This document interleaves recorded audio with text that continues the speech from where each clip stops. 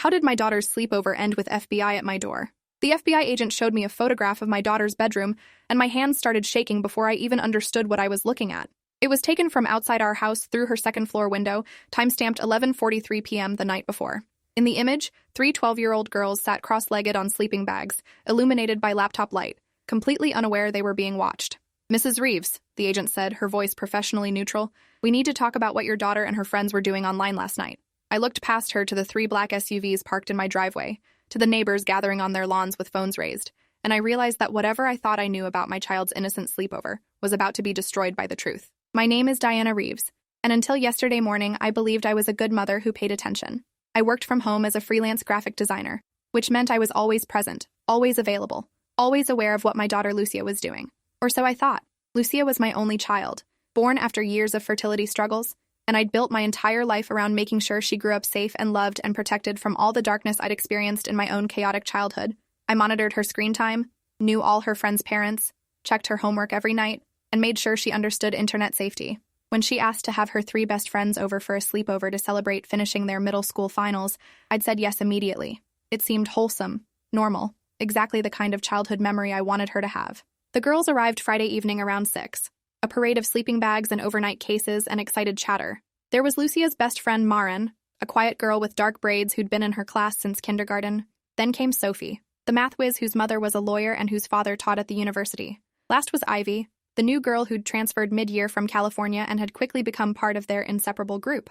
I made them pizza, set out snacks, and gave them the usual rules. Stay in Lucia's room, keep the noise down after 10, no leaving the house. They promised with the earnest enthusiasm of kids who had no intention of breaking rules because they were too busy having fun. I remember thinking how lucky I was to have a daughter with such good friends, such normal preteen concerns. By midnight, their giggles had quieted to whispers, and I went to bed feeling like I'd successfully supervised a perfect sleepover. Saturday morning, I woke to find all 4 girls already up, huddled around Lucia's laptop at the kitchen table. They looked exhausted, eyes red-rimmed, and they barely touched the pancakes I made. "Did you guys stay up all night?" I asked, trying to sound amused rather than concerned. Lucia glanced at her friends before answering. "We were just talking. Lost track of time." The other girls nodded in unison, but something about their synchronized response felt rehearsed. I let it go because they were 12, and sleepovers meant being tired. And what was the harm in one night of lost sleep? The girls' parents picked them up by noon, and I spent the afternoon doing laundry and tidying up, finding nothing more suspicious than empty chip bags and several cans of energy drinks I didn't remember buying. Lucia went to her room and slept until dinner, which I attributed to exhaustion. When she came down to eat, she was quiet in a way that felt different from her usual introspective moods. "Everything okay?" I asked. She nodded without meeting my eyes. "Just tired." Sunday morning, the FBI arrived. I was still in my bathrobe, coffee cup in hand, when I saw the SUVs pull up. My first thought was that there'd been some mistake, that they had the wrong house, that this was something happening to someone else. Then I saw how many agents were emerging from the vehicles, saw the way they spread out to cover both front and back exits, and my stomach dropped. The doorbell rang with an authority that made my hands shake as I reached for it. Agent Keiko Tanaka showed me her badge through the glass, her expression professionally blank, and asked if she could come in. I let her in because what else could I do? And within seconds my home was filled with federal agents who moved through rooms with the efficiency of people who'd done this many times before. "Where is Lucia?" Agent Tanaka asked. I pointed upstairs, my voice failing me. 2 agents went up and I heard my daughter's door open, heard her confused voice asking what was happening. They brought Lucia downstairs in her pajamas, her face pale and confused and terrified in a way that made me want to throw myself between her and whatever was happening. Agent Tanaka asked her to sit on the couch, asked me to sit beside her, and then pulled up a chair facing us like we were about to have a conversation instead of the destruction of everything I thought I knew. "Lucia," she said gently, "we need to talk about the website you and your friends accessed last night, about the forum you've been participating in for the past 3 months. My daughter's face went from confused to horrified, and I watched her transform from a child into someone with secrets in the space between heartbeats. "I don't know what you're talking about," she whispered, but her eyes told a different story. Agent Tanaka opened a laptop and turned it toward us. On the screen was a dark web forum, and even reading the abbreviated thread titles made me feel sick. "This account belongs to you," Tanaka said, pointing to a username I didn't recognize. "We've been monitoring this forum for 6 months as part of an investigation into," she paused, glancing at me, "into criminal activity involving minors." I couldn't breathe, couldn't process what I was hearing. My daughter, my careful, intelligent, well-supervised daughter, had somehow accessed the dark web and gotten involved in something that brought the FBI to our door. "What kind of criminal activity?" I managed to ask, though part of me didn't want to know. Agent Tanaka's expression shifted slightly, showing something that might have been sympathy. We're still determining Lucia's level of involvement. What we know is that her account, along with 3 others we've identified as belonging to her friends, has been active on this forum for 12 weeks. The forum facilitates communication between minors and adults for purposes that violate multiple federal laws. The implications settled over me like ice water. Are you saying my daughter was talking to predators? Tanaka shook her head. I'm saying we need to understand what she was doing on this forum and why, because from what we've observed, the 4 girls weren't victims of solicitation. They were active participants in something much more complicated. Lucia started crying, silent tears that tracked down her face without sound. I reached for her, but she pulled away, and that rejection hurt worse than anything the agent had said. Lucia, what did you do? My voice came out harsher than I intended, sharp with fear and confusion. She shook her head, pressing her lips together like she was physically holding words inside. Agent Tanaka leaned forward. Lucia, I need you to understand something. We've arrested 4 adults this morning based on information gathered from that forum, but we've also identified 12 minor accounts that were posting content and engaging in activities that cross legal lines. You're one of those 12. How much trouble you're in depends entirely on what you tell us right now about your involvement. My daughter looked at me then, and I saw something in her eyes I'd never seen before. Not just fear, but calculation, like she was weighing what to reveal and what to keep hidden. That look terrified me more than anything else because it meant she'd been living a secret life complex enough to require strategic thinking. I want a lawyer, Lucia said, her voice small but steady. Agent Tanaka nodded like she'd expected this. That's your right, but I need you to know that 3 of your friends are being questioned right now, and the first one to cooperate fully will have significant advantages when it comes to prosecution decisions. Prosecution? The word hung in the air like a threat. My 12-year-old daughter might be prosecuted for something I still didn't fully understand. She's a child, I said, hearing hysteria creep into my voice. Whatever she did, she's a child. Tanaka's expression hardened slightly. Mrs. Reeves, children can commit crimes, and depending on the nature and severity, they can be held accountable.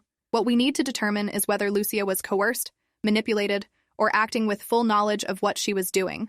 She turned back to my daughter. Were the adults on that forum forcing you to do anything? Threatening you? Blackmailing you? Lucia shook her head. Then what were you doing there? Silence. My daughter stared at her hands, tears still falling, saying nothing. Yeah, Agent Tanaka stood and gestured for me to follow her into the kitchen, leaving another agent to sit with Lucia. In the privacy of my own kitchen, surrounded by the breakfast dishes I hadn't yet cleaned, she showed me what they'd found. Screenshots of forum posts made by Lucia's account over the past 3 months, detailing conversations that made me want to vomit.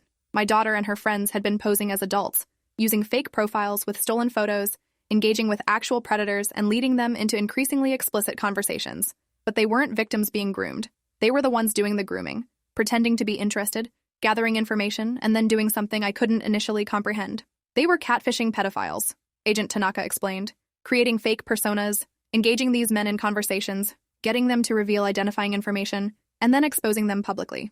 They maintained a separate social media account where they'd post screenshots of conversations along with the men's real names, photos, workplaces, everything they could find. I stared at the evidence, my brain refusing to process it. They were trying to catch predators? It sounded insane. They thought they were helping, Tanaka said, playing vigilante. But what they actually did was compromise multiple ongoing FBI investigations, potentially alerting dangerous individuals that they were being monitored, and in several cases, engaging in behavior that constitutes manufacturing explicit content involving minors. She showed me another screenshot, this one showing a conversation where someone using Lucia's account had sent photos.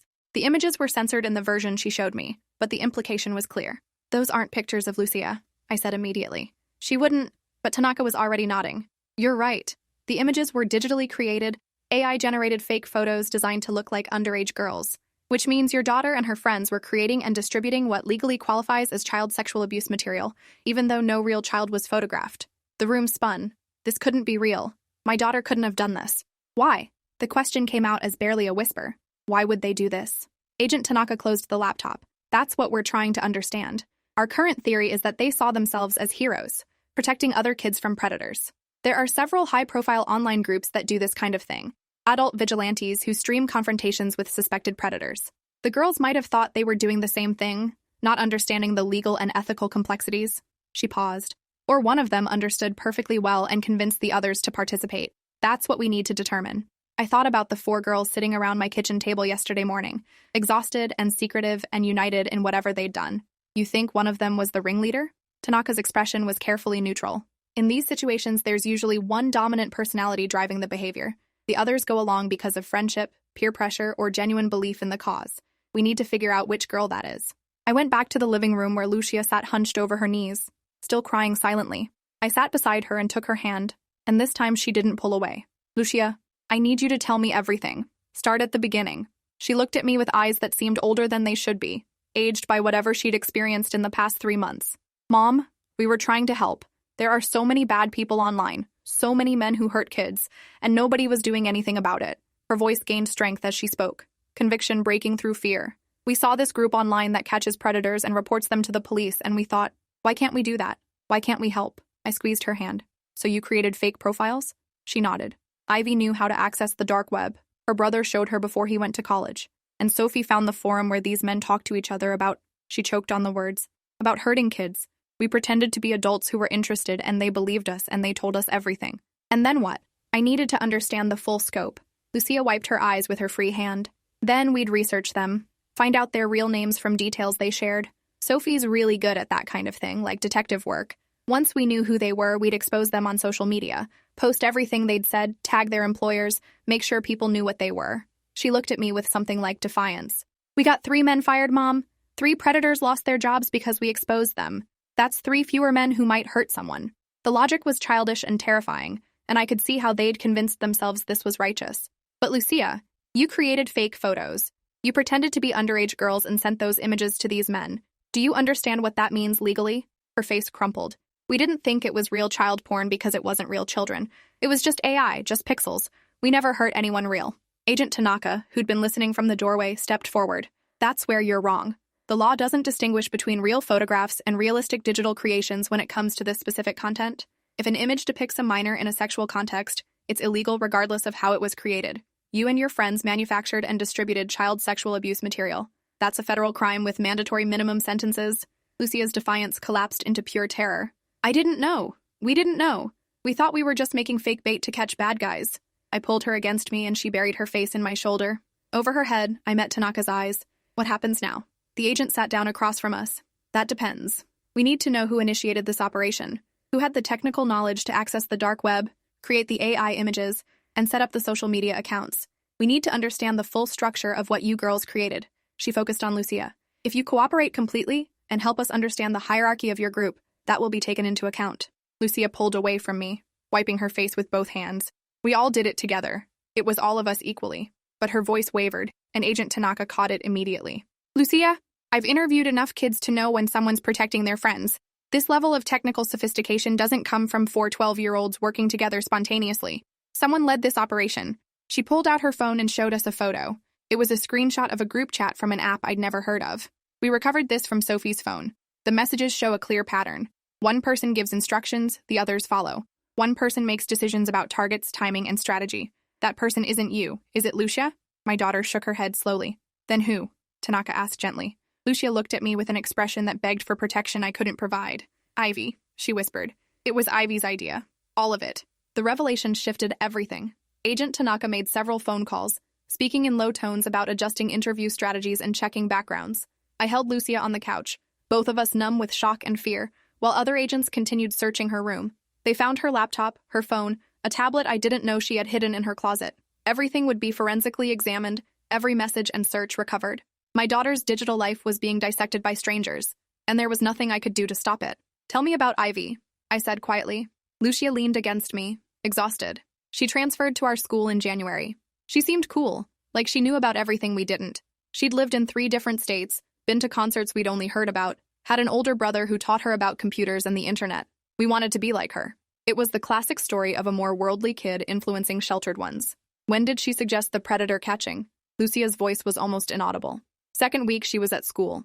She told us about this group online that does it, showed us videos, said it was important work that anyone could do if they were brave enough. And you all wanted to be brave, I said, understanding how easily children could be manipulated by the right combination of heroism and adventure. Lucia nodded against my shoulder. She made it sound like we'd be protecting kids who couldn't protect themselves, like we'd be heroes. Her voice broke. I thought I was doing something good, Mom. I really did. I kissed the top of her head, my own tears finally starting. I know, baby, I know. But good intentions didn't change the legal reality we were facing. Agent Tanaka returned with information that made my blood run cold. We've been trying to locate Ivy's parents for the past hour. The address listed with your school is fake. The phone number disconnects. The references they provided when they enrolled her were fabricated. She looked at me with an expression that suggested this situation was far worse than I'd imagined. Mrs. Reeves, there is no 12-year-old girl named Ivy Bennett from California. The person your daughter has been friends with for the past 4 months doesn't exist. The world tilted. What do you mean she doesn't exist? She goes to school with Lucia. She was in my house last night. Agent Tanaka pulled out another photo. This one a school ID picture showing the girl I'd met, the girl who'd eaten pizza at my table and slept on my daughter's floor. This person enrolled in your school using forged documents.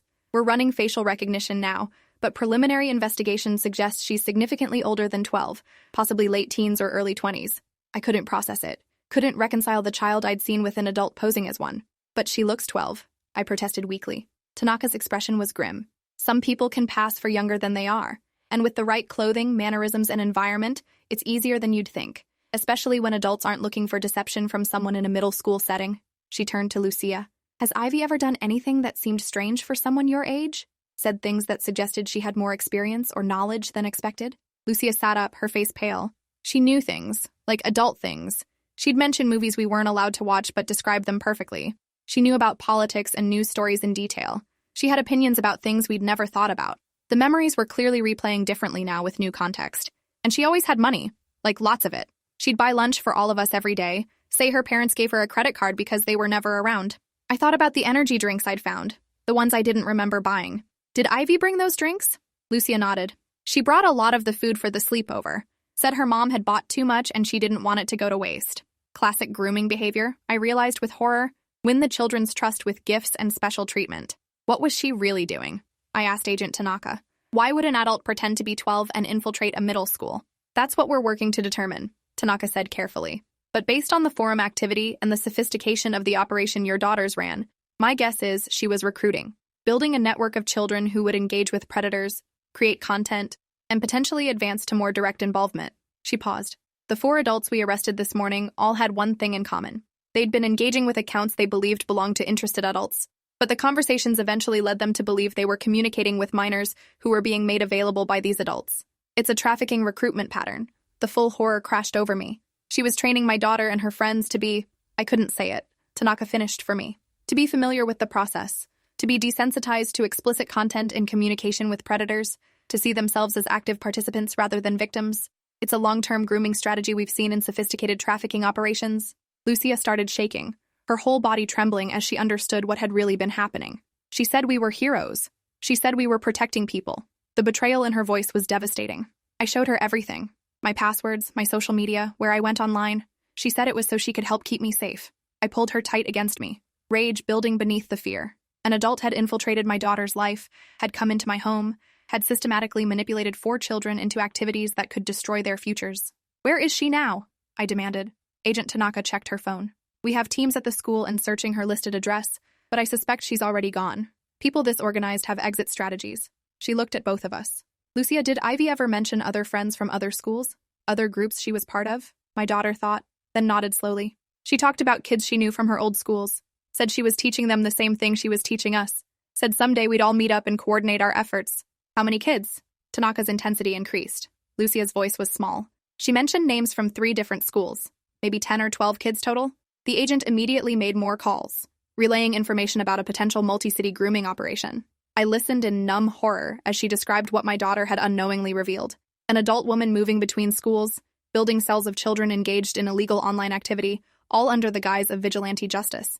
It was elaborate and evil and had been happening right under my nose while I congratulated myself on being an attentive parent. Mrs. Reeves, another agent called from upstairs, we need you to see something. I left Lucia with Agent Tanaka and followed him to her bedroom. He stood by her closet, pointing to something I'd somehow never noticed. A small camera, no bigger than a button, attached to the wall facing her bed. This is professional-grade surveillance equipment, he said, and it's been here for at least 2 months based on the data we're pulling. The violation of that discovery made my knees weak. Someone had been watching my daughter sleep, change clothes, exist in the privacy of her own room. Ivy, I said, and it wasn't a question. The agent nodded. We found the same cameras in the other 3 girls' rooms, all installed within days of this Ivy person befriending them. The feeds were being recorded and uploaded to an encrypted server we're working to access. He showed me his tablet, displaying a file structure with hundreds of videos labeled with dates and times. She wasn't just grooming them for online activity, she was documenting them for other purposes. I had to sit down on Lucia's bed, the bed that had been under surveillance for months, and put my head between my knees to keep from passing out. This wasn't just about the dark web forum or catching predators or even the illegal images. This was about a predator who'd been systematically documenting and exploiting my child and her friends while making them believe they were the hunters. I went back downstairs on shaking legs and found Agent Tanaka talking quietly with Lucia. When she saw my face, she stood immediately. "You found the cameras." It wasn't a question. I nodded, unable to speak. She turned to my daughter. "Lucia, did Ivy ever give you gifts? Anything she said you should keep in your room?" Lucia thought. "A clock. She gave all of us these digital clocks for our birthdays, said they were from this cool tech company her brother worked for. Mine's on my nightstand." The agent who'd shown me the camera appeared with an evidence bag containing the clock. Camera and microphone built into the face, activated by motion and sound. He looked at Lucia. "Everything you did or said in that room was being recorded." My daughter's face went blank with shock. She heard me talking to my mom. She heard me talking to myself. She heard... The implications were endless and violating and traumatizing. I pulled her against me again, and this time she clung like a little child afraid of the dark. Agent Tanaka received a call and stepped outside. Through the window, I could see her expression shift from professional attention to sharp focus. She spoke rapidly, gestured to other agents, and returned with news I hadn't expected. "We found her, or rather her identity. The woman calling herself Ivy Bennett is actually Miranda Wolf, 23 years old, with a record of cybercrimes and fraud in 2 states. She's been under investigation by multiple agencies but kept disappearing before we could build a prosecutable case. This infiltration of your school was her boldest operation yet." She pulled up a photo on her laptop, showing the same face but older, with makeup and adult styling that made the 12-year-old disguise seem impossible. She's sophisticated, well-funded, and connected to a network of individuals who specialize in this kind of exploitation. We believe she's been doing this for at least 3 years, moving between cities and targeting middle-income families with tech-savvy kids. I stared at the photo. Why these families specifically? Tanaka's answer was pragmatic and chilling.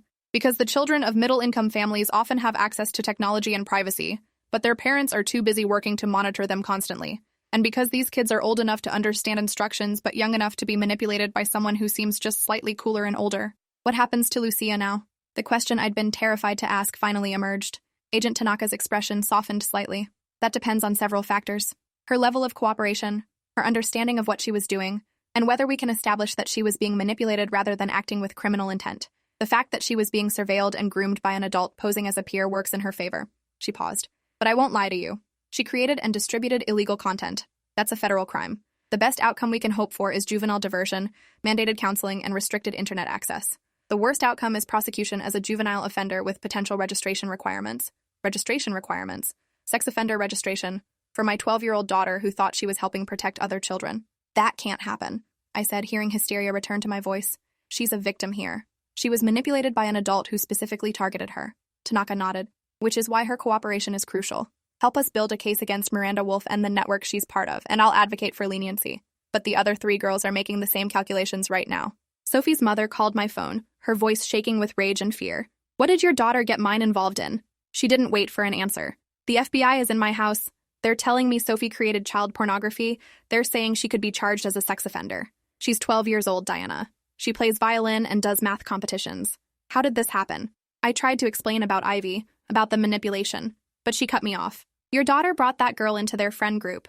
Your daughter hosted the sleepover where this all came together. You should have been supervising them better." She wasn't wrong, and her accusation landed like a physical blow. "I thought I was supervising them," I said weakly. "They were in my house, all night. I checked on them." Sophie's mother laughed, a sharp, bitter sound. "You checked on them while they were accessing the dark web and sending illegal images to pedophiles. Great supervision." She hung up before I could respond, and I knew that regardless of legal outcomes, the social consequences had already begun. Marin's father arrived at my door an hour later, bypassing the FBI agents to confront me directly. "Your home was supposed to be safe," he said, his voice low and controlled in a way that was more frightening than shouting. "We trusted you with our daughter, and now she's being questioned about federal crimes." I tried to apologize, to explain, but he held up his hand. "I don't want to hear it. I want to know how an adult woman spent months pretending to be 12 years old and nobody noticed. How she came to sleepovers and birthday parties and school events, and every parent, including you, just accepted that she was a child." He was right.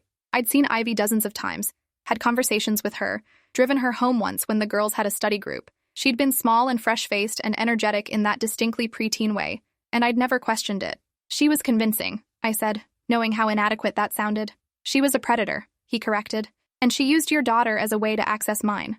I need you to understand that whatever happens legally, our daughter's friendship is over. Marin won't be seeing Lucia again." I closed the door after he left and leaned against it, feeling my life crumble. Agent Tanaka found me there 20 minutes later, still standing with my back to the door like it was the only thing holding me up. Mrs. Reeves, we need Lucia to walk us through the technical process of what they did. How they accessed the dark web, created the images, set up the social media accounts, every detail. I nodded numbly and called Lucia down. For the next 3 hours, my daughter described a digital operation that sounded impossibly sophisticated for children. Ivy had provided special software for accessing encrypted networks. She'd taught them to use virtual private networks and anonymous browsers. She'd shown them AI programs that could generate realistic images from text descriptions. She'd created templates for fake social media profiles and taught them how to research targets using public records and social media scraping. It was a masterclass in cybercrime, delivered to children under the guise of vigilante heroics. Did she ever suggest meeting any of the men you were talking to? Agent Tanaka asked. Lucia shook her head. She said that was too dangerous, that the whole point was to expose them without putting ourselves at risk. But there was hesitation in her voice. What is it? Tanaka pressed. There was one time, Lucia admitted reluctantly, about a month ago. She said there was this man who was really dangerous, and that just exposing him online wasn't enough. She wanted to set up a meeting, have someone confront him in person. But we all said no. We didn't want to actually meet any of them. Tanaka leaned forward. What happened when you said no? Lucia looked uncomfortable. Ivy got really angry, said we were cowards, that we weren't serious about protecting kids. She didn't talk to us for almost a week. Then she apologized and said she understood we needed to stay safe. The agent exchanged glances with her colleague. That's when the pattern changed, she said. That's when she started pushing you toward more explicit content and more extreme engagement. She was testing boundaries, seeing how far she could push you. By evening, the FBI had removed most of their equipment and personnel, leaving just Agent Tanaka and one other agent to continue the interview process. Lucia was exhausted, her voice hoarse from talking, her eyes empty with emotional overload. Tanaka finally called a break, allowing us to order dinner and try to process everything that had happened. We sat at the kitchen table with untouched Chinese food between us, neither of us able to eat. Am I going to jail? Lucia asked, her voice small and terrified. I wanted to promise her she wasn't, but I couldn't lie. I don't know, baby, but we're going to do everything we can to make sure the people who matter understand you were being manipulated. She pushed rice around her plate. Sophie and Marin aren't going to be my friends anymore, are they? I thought about the phone call and the visit from angry parents. Probably not, Lucia nodded, accepting this with the resignation of someone who'd already lost everything that mattered. I deserve it. I was stupid. You weren't stupid, I said firmly. You were trusting. There's a difference. But even as I said it, I wondered, how had I raised a daughter who was smart enough to navigate complex technology, but naive enough to be manipulated by an adult posing as a peer? Where had I failed in teaching her to question, to verify, to protect herself from exactly this kind of predation? Agent Tanaka returned with news that shifted the investigation again. We've located Miranda Wolf. Or rather, we've located where she was 3 hours ago. She withdrew the maximum cash from several ATMs across the city, suggesting she's preparing to disappear again. She showed us security footage of a young woman who looked nothing like the 12-year-old Ivy. She was taller without the slouching posture kids naturally adopted, her face harder without the softness of childhood expressions, her movements confident and adult. We've issued warrants and alerts, but she's done this before. She knows how to vanish. She looked at Lucia. Is there anything at all, that she said about where she might go? Any places she mentioned? Any details about her real life? Lucia thought hard, clearly wanting to help. She talked about her brother a lot, said he was in college studying computer science, that he taught her everything she knew about technology. Tanaka nodded. We're looking into that. The problem is we don't know if she even has a brother or if that was part of the cover story. Lucia continued. She mentioned a cabin once, said her family had a place in the mountains where they'd go when they needed to disconnect. Described it like it was really remote. No internet or cell service. The agent made notes. Mountains where? Did she say which state? Lucia shook her head, frustrated. She was vague. Said it was better if we didn't know too much because then we couldn't accidentally tell anyone. Another manipulation tactic, I realized. Create mystery and exclusivity while actually maintaining operational security. Everything Ivy had done was calculated, from the friendship itself to the specific tasks she'd assigned each girl based on their individual talents and vulnerabilities. The doorbell rang at 9 p.m., and I opened it to find Ivy's supposed father standing there. Except it wasn't her father because Ivy didn't exist. The man was in his 40s, well-dressed, with eyes that scanned our entryway with professional assessment. Mrs. Reeves, I'm Detective Lyons with the Cybercrimes Unit. I've been tracking Miranda Wolf for 18 months, and I need to speak with your daughter. Agent Tanaka appeared immediately, her hand moving instinctively toward her weapon before recognizing him. They spoke in low voices while I stood frozen, trying to understand how many layers this investigation had. Detective Lyons finally turned to me. I'm sorry for the unannounced visit, but time is critical. Miranda has a pattern. When she thinks she's been compromised, she accelerates her timeline. We believe she's planning to make contact with the girls one more time, possibly tonight, to either secure their silence or... He didn't finish the sentence, but his expression completed the thought. To harm them. Harm them how? I demanded, moving to stand between him and the stairs where Lucia had gone to her room. Detective Lyon's expression was grave. Miranda Wolf doesn't leave loose ends. In her previous operations, when she felt exposed, she either framed the children she'd been grooming or created situations where they were silenced. In one case, a 13-year-old boy she'd been working with was found dead, ruled a suicide, though we've never believed that conclusion. The world tilted again. You think she'd hurt Lucia? He nodded slowly. I think she spent 4 months building a relationship with your daughter and 3 other girls. She's invested significant time and resources. And now that relationship is being exposed, she's lost that investment. People like Miranda don't react well to loss. Agent Tanaka was already making calls, arranging protection details for all 4 girls. We need Lucia in protective custody, she said, at least until we locate Miranda. I wanted to argue, wanted to keep my daughter home where I could protect her, but I knew that was irrational. I couldn't protect her from this. Lucia came downstairs with a backpack of clothes, her face pale, but accepting. How long will I be gone? She asked. Agent Tanaka's answer was honest. Until we find Miranda and eliminate the threat. Could be days, could be weeks. We drove to a federal facility I didn't know existed, a safe house for witnesses and at-risk individuals who needed protection. The building was unmarked, surrounded by fencing and security that made it look more like a prison than a refuge. Inside, a woman who introduced herself only as Carol showed us to a small apartment with a bedroom, bathroom, and living area. You'll both stay here, she explained to Lucia and me. No outside contact except through Agent Tanaka. No internet access, no phone calls, no visitors. Food will be delivered 3 times daily. There's a guard outside at all times. It was protective custody that felt like incarceration, and I watched my daughter take in the space with the same hollow expression she'd worn all day. That night, lying in the unfamiliar bed with Lucia curled against me like she hadn't done since she was small, I finally let myself cry. Silent tears that soaked the pillow while my daughter slept fitfully, occasionally jerking awake with small sounds of distress. I'd failed her in ways I was still discovering. Failed to notice when an adult infiltrated her life. Failed to recognize the signs of grooming and manipulation. Failed to protect her from technology I didn't fully understand. Failed to create an environment where she felt safe telling me when something felt wrong. The weight of those failures pressed down until I could barely breathe. Outside, I could hear the guard's footsteps as he paced, protecting us from a threat that had been invited into our home with pizza and laughter and sleepovers that seemed innocent until they became crime scenes. 3 days passed in that safe house before Agent Tanaka arrived with news.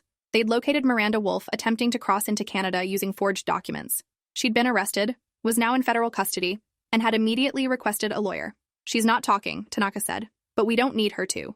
We have enough evidence from the girl's testimony and the digital forensics to prosecute. What we need now is to understand the full scope of her network. She turned to Lucia. You mentioned she talked about other groups of kids in other cities. We need names, locations, anything you can remember. My daughter spent the next several hours with FBI sketch artists and geographic profilers, trying to recall every detail of Ivy's stories about her supposed friends from previous schools. It turned out Ivy had been remarkably consistent in her cover story, which meant the details she'd shared probably contained truth. They identified 3 other cities where children matching the ages and descriptions Lucia remembered had been reported for similar online activity. She's been doing this for years, Detective Lyons explained during a break, creating cells of children in different locations, each believing they're part of a small heroic group fighting predators. But the real purpose was always to create content and establish contact networks she could sell access to. He showed me documentation of a dark web marketplace where membership to private forums featuring real children could be purchased for thousands of dollars. Miranda was building a catalog.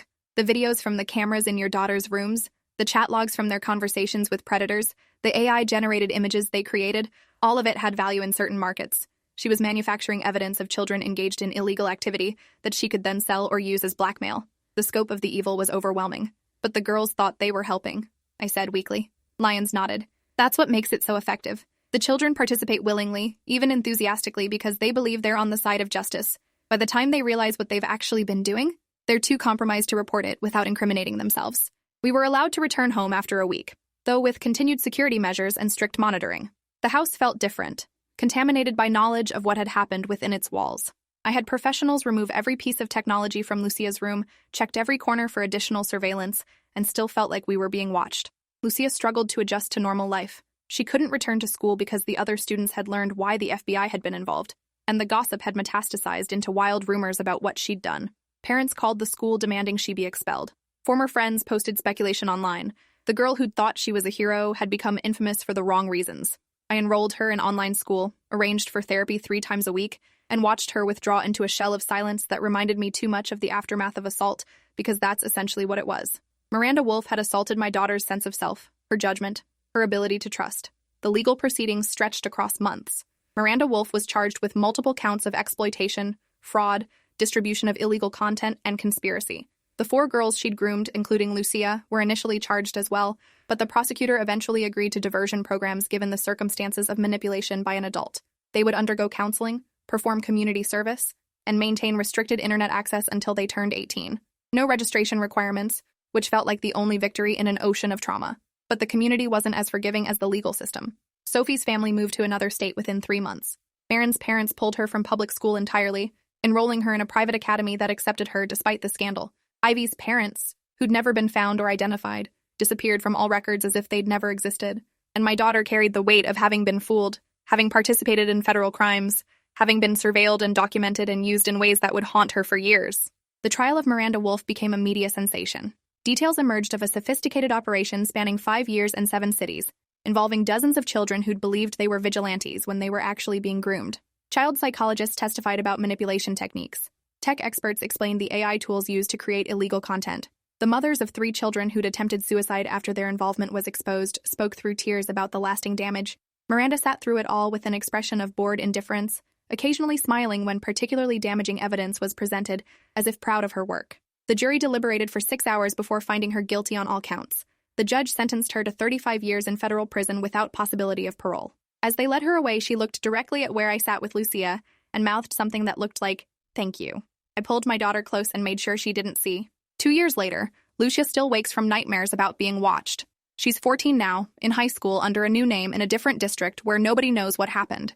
She's cautious with friendships, suspicious of gifts, and has a complex relationship with technology that involves both fascination and fear. The therapist says she's progressing, processing the trauma in healthy ways, learning to forgive herself for being a child who was targeted by a professional predator. But there are still hard days when she asks why she wasn't smart enough to recognize what was happening, and I tell her the same thing every time. Miranda Wolf made a career of fooling people, and being fooled doesn't make you stupid, it makes you human. Sophie reached out last month, tentatively reconnecting after years of enforced separation. They message occasionally, 2 survivors of the same manipulation, building something new from the ruins of their former friendship. The FBI's investigation continues, uncovering new victims and new networks monthly, and Agent Tanaka calls periodically to update us on additional arrests stemming from the initial case. Lucia will carry these scars forever, but she's learning to live with them rather than being defined by them. And someday the question of how my daughter's sleepover ended with FBI at my door will be answered simply because a predator disguised herself as a child, and we failed to notice until it was almost too late. Thanks for watching till the end. Make sure to subscribe and like to not miss the next story.